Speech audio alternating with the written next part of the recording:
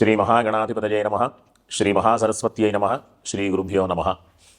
శ్రీమాత్రే నమః. శ్రీ లలితా మహాత్రిపుర సుందరీ పరాభట్టారికాయై నమః. మనం అక్టోబర్ నెలలో ఉన్నటువంటి మేషరాశి నుంచి ఉన్నటువంటి 12 రాశుల యొక్క రాశి ఫలితాలలో భాగంగా ఇప్పుడు మనం సింహరాశికి సంబంధించినటువంటి ఈ మాసంలో ఉన్నటువంటి గ్రహస్థితిని దృష్టిలో పెట్టుకొని రాశి ఫలితాలు చెప్పుకుందాం. ప్రధానంగా ఈ రాశి అధిపతి అయినటువంటి రవి, ఈ రాశి అధిపతి అయినటువంటి రవి యొక్క సంచారం 18వ తేదీ వరకు అంత అనుకూలంగా లేదు. వేధస్థానంలో రవి ఉంటాడు. ద్వితీయంలో వేధస్థానంలో రవి ఉండడం వల్ల ఏమవుతుంది అంటే కుటుంబపరమైనటువంటి కొన్ని ఇబ్బందులు ఉండేటటువంటి అవకాశం ఉంటుంది.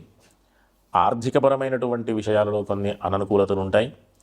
ప్రధానంగా ఆరోగ్యపరమైనటువంటి విషయాలలో కొన్ని అననుకూలతలు ఉంటాయి.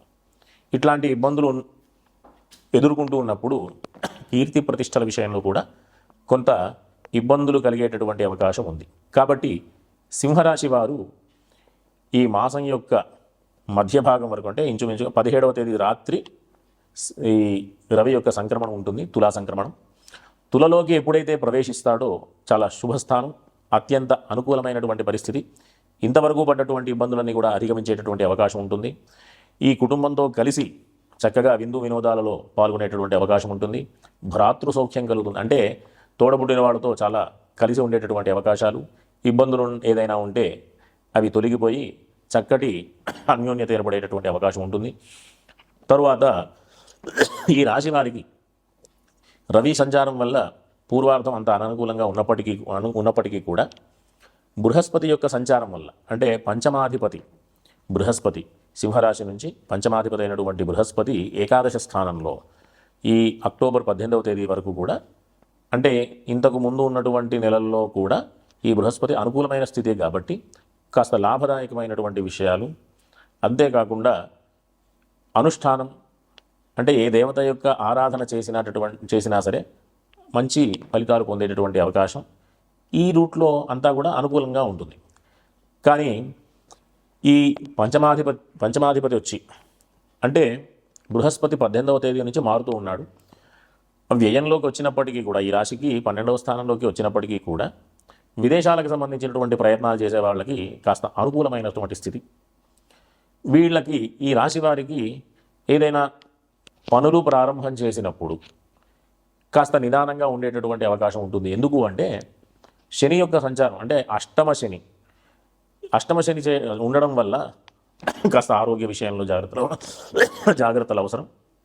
తరువాత ఈ సామాజిక పరమైనటువంటి విషయాలలో కాస్త అననుకూలమైనటువంటి స్థితి ఉంటుంది. ఈ విధంగా షష్ఠాధిపతి సప్తమాధిపతి అయినటువంటి శని అనుకూలమైనటువంటి స్థితిలో లేకపోవడం ద్వారా శత్రువులతో కూడా కొంత ఇబ్బందులు కలిగేటటువంటి అవకాశం ఉంటుంది. తర్వాత రుణాలకు సంబంధించినటువంటి ఇబ్బందులు ఎదుర్కొనేటటువంటి అవకాశం ఉంటుంది. కాబట్టి ఈ సింహరాశి వాళ్ళు ప్రధానంగా శనికి సంబంధించినటువంటి దానాలు చేయడం, అంటే నల్ల నువ్వులు దానం చేయడం, శనికి సంబంధించినటువంటి జపతపాదులు ఆచరించడం, శనికి సంబంధించినటువంటి శాంతి కర్మలు ఆచరించడం ద్వారా ఈ ఇబ్బందుల నుంచి అధిగమించేటటువంటి అవకాశం ఉంటుంది. అంతేకాకుండా ఈ భూగృహ సంబంధమైనటువంటి విషయాలలో కుజుడు మారుతూ ఉన్నటువంటి పరిస్థితులు, అంటే ఈ మాసం అంత్యంలో కుజుడు మారుతూ ఉన్నాడు, అంటే 28వ తేదీ కుజుడు యొక్క సంచారం మారుతూ ఉంది. స్వక్షేత్రంలోకి వచ్చినప్పటికీ కూడా మిశ్రమమైన ఫలితాలు ఉంటాయి. 28వ తేదీ వరకు కూడా కుజుడు యొక్క సంచారం ఈ రాశి వాళ్ళకి శుభస్థానంగా ఉంది కాబట్టి భూగృహ సంబంధమైనటువంటి కొన్ని వ్యయాలు చేసినప్పటికీ కూడా లాభదాయకమైనటువంటి పరిస్థితి ఎదుర్కొనేటటువంటి అవకాశం ఉంటుంది. ప్రధానంగా వీళ్ళు ఈశ్వర దర్శనాలు, ఆంజనేయ స్వామికి సంబంధించినటువంటి దర్శనాలు, అంతేకాకుండా వీళ్ళు విష్ణు సహస్రనామ స్తోత్ర పారాయణలు చేయడం ద్వారా అనుకూలమైనటువంటి స్థితిని పొందుతారు. కాబట్టి ఈ సింహరాశి వాళ్ళకి ప్రధానంగా అత్యంత అవసరమైనటువంటి విషయం ఏంటి అంటే 18వ తేదీ వరకు కూడా ఆదిత్య హృదయం పారాయణ చేయడం ద్వారా అనేక రకాలైనటువంటి ఇబ్బందుల నుంచి అధిగమించేటటువంటి అవకాశం ఉంటుంది. శనివారం ఆంజనేయ దర్శనం, గురువారం ఈశ్వర దర్శనం, ప్రతిరోజు ఆదిత్య హృదయం పారాయణ చేసుకోవడం ద్వారా అనుకూలమైన స్థితి పొందేటటువంటి అవకాశం ఉంటుంది. స్వస్తి. ఇప్పుడున్నటువంటి కాలమాన పరిస్థితుల ప్రకారంగా సమాజంలో ఉన్నటువంటి అనవసరమైనటువంటి అలవాట్లు, అనవసరమైనటువంటి మార్గాలలో ఇప్పుడు మనం జీవనాన్ని గడుపుతున్నాం కాబట్టి అనేక రకాలైనటువంటి ఇబ్బందుల్ని మనం మన కర్మ ఫలంగా మనమే అనుభవిస్తూ ఉన్నాం. కాబట్టి వాటి నుంచి అధిగమించాలి అంటే మనకు గొప్ప గొప్ప అవకాశాలు మన ఋషులు, మన పెద్దవాళ్ళు ఆచారాల రూపంలో, పండగల రూపంలో, ఆరాధనల రూపంలో అనేక రకాలైనటువంటి మార్గాలు మనకి ఉపదేశం చేశారు. దాంట్లో భాగంగా ఇప్పుడు మనం ఈ మాసంలో ఆశ్వయుజ మాసం పాడ్యమి నుంచి ప్రారంభం చేసి విజయదశమి వరకు కూడా శరన్నవరాత్రి మహోత్సవాలు జరుగుతున్నాయి. కాబట్టి అట్లాంటి అద్భుతమైనటువంటి అవకాశాన్ని అందరూ కూడా సద్వినియోగం చేసుకోవాలి. ఎందుకు అంటే మనం జ్యోతిష మార్గంలో చూస్తే జాతక చక్రంలో 3 స్థానాలు ఉంటాయి. దాన్నే 3 కోణ స్థానాలు అంటారు. రాశి చక్రం, లేకపోతే లగ్నం, అక్కడి నుంచి 5వ స్థానం, అక్కడి నుంచి 5వ స్థానం. వీటన్నిటికీ కూడా లక్ష్మీ స్థానాలు అని పేరు. ఇంకా ఏంటి అంటే పూర్వపుణ్యాన్ని సూచించేటటువంటి స్థానాలు.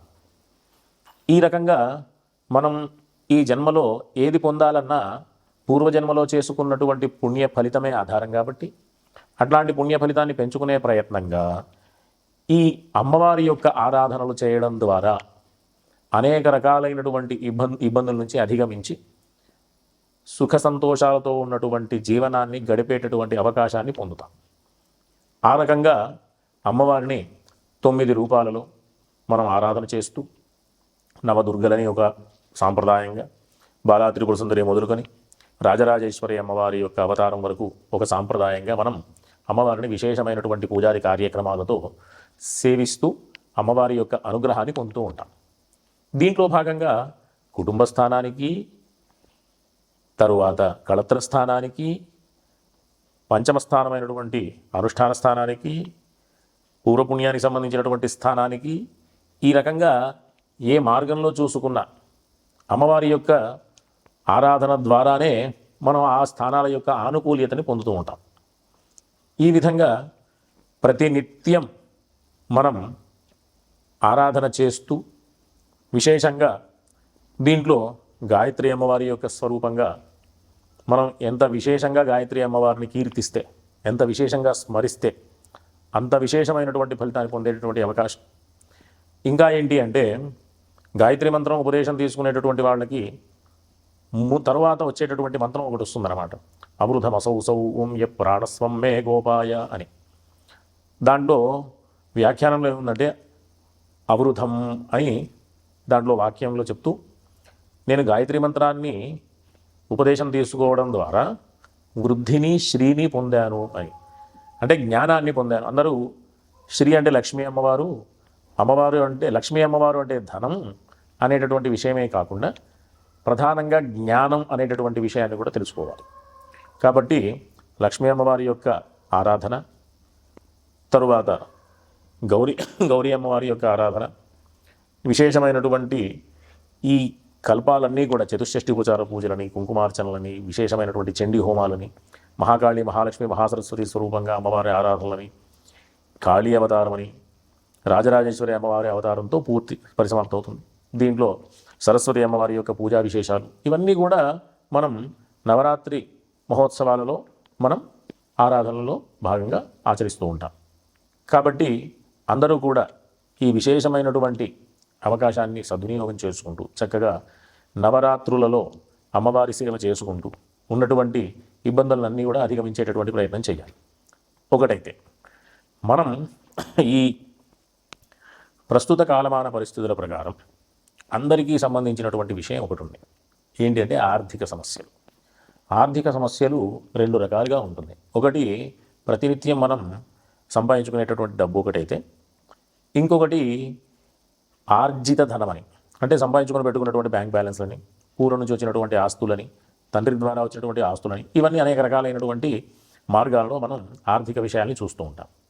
దానికి సంబంధించినటువంటి అన్ని రకాలైనటువంటి ఇబ్బందుల్ని అధిగమించాలి అంటే ప్రతి ఒక్కరూ కూడా ఈ నవరాత్రులలో లలితా అష్టోత్తరం అంటే మహాకాళి, మహాలక్ష్మి, మహాసరస్వతి అమ్మవారి స్వరూపంగా బీజాక్షరాలతో పూజ చేస్తూ కుంకుమార్చన చేస్తూ ఆ నామాల యొక్క స్మరణ చేసినంత మాత్రాన మాకు ఉన్నటువంటి ఇబ్బందులన్నీ కూడా తొలగిపోతాయి. ఒకటైతే లక్ష్మీ అష్టోత్తర స్తోత్రాన్ని గనక ఇవన్నీ అంటే ఈ లలితా అష్టోత్తరం కానీ లలితా సహస్రం కానీ విశేషమైనటువంటివి అన్నీ చేయలేనటువంటి వాళ్ళు కూడా ఉంటారు కదా, వాళ్ళందరికీ కూడా లక్ష్మీ అష్టోత్తర స్తోత్రం అది పూర్తిగా ఒకసారి చదివితే కనీసం ఒక 5 నుంచి 6 నిమిషాలు పడుతుంది అంతే.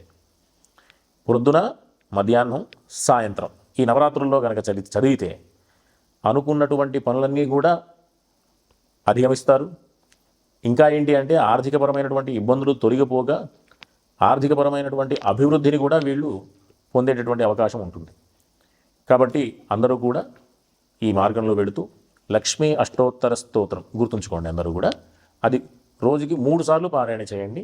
విశేషమైనటువంటి ఆర్థిక లాభాన్ని పొందేటటువంటి అవకాశాన్ని పొందండి. స్వస్తి.